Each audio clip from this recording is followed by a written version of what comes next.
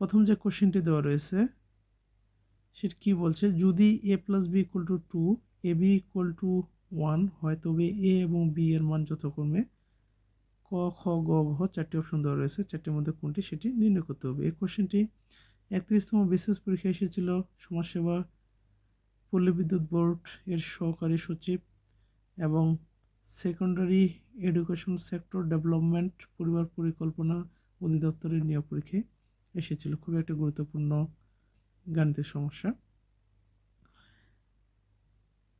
এই ধরনের গাণিতিক সমস্যা আমরা এই অপশনগুলো দেখেও করতে পারি, যে অপশনে যে মানগুলো দেওয়া রয়েছে। আচ্ছা, ক নম্বর অপশনে কি দেওয়া রয়েছে, 0, যেহেতু এ ও বি এর মান যথাক্রমে বলছে, তার মানে কি প্রথমটা এ এর মান হবে, দ্বিতীয়টা বি এর মান হবে।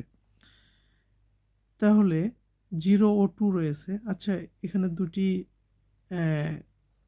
শর্ত দেওয়া রয়েছে, তাই না?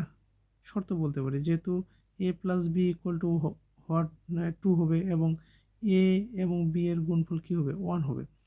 তাহলে এর মান যদি আমরা এখানে 0 বসাই এবং বি এর মান যদি আমরা 2 বসাই, যোগ করলে কত হয়, 2 হয়। হয়। কিন্তু এখানে যদি এর মান 0 বসাই, বি এর মান 2 বসাই, তাহলে কি 0 আর 2 এ গুণ করলে কি হবে, 0 হবে না, 1 তো হচ্ছে না। তার মানে বাম পক্ষ ইকুয়াল টু ডান পক্ষ হচ্ছে না, তার মানে এটা উত্তর হতে পারে না। এখন ক্ষয়ের এর মান দেওয়া রয়েছে 1, বি এর মান দেওয়া রয়েছে 1, তাই না? এবং এখানে যদি এর মান 1 বসাই, 1, বি এর মান 1 বসাই, 2 হয়, বাম পক্ষ ডান পক্ষ সমান হয়। কিন্তু এটার ক্ষেত্রে কি হয় দেখেন, দেখেন তো, এর মান কত, 1 ইন্টু 1, 1 গুণ করলে 1 হয়। তার মানে কি,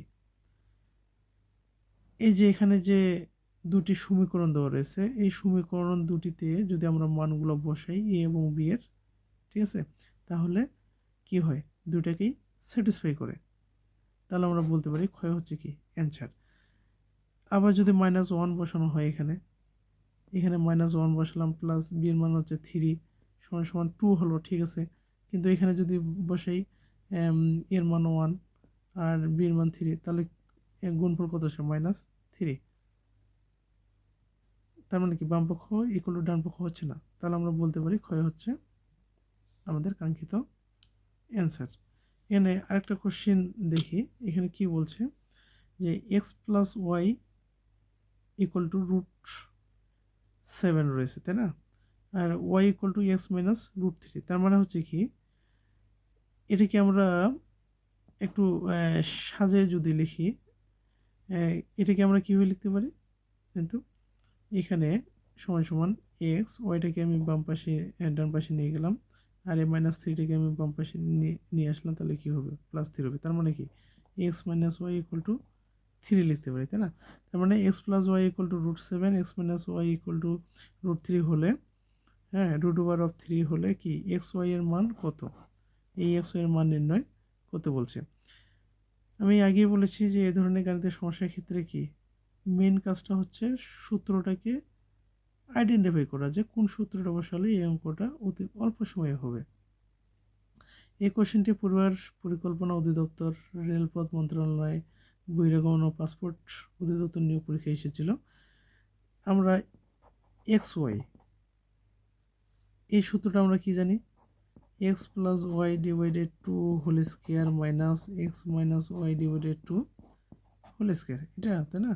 তাহলে এক্স প্লাস ওয়াই এর উপর স্কোয়ার রয়েছে, মানে এক্স প্লাস ওয়াই এর মান হচ্ছে কত, √7, এটার উপর স্কোয়ার রয়েছে 2 এর উপর স্কোয়ার মানে কি 4, মাইনাস এক্স মাইনাস ওয়াই সমান কি √3, এটার উপর স্কোয়ার রয়েছে 2 এর উপর স্কোয়ার মানে কি 4।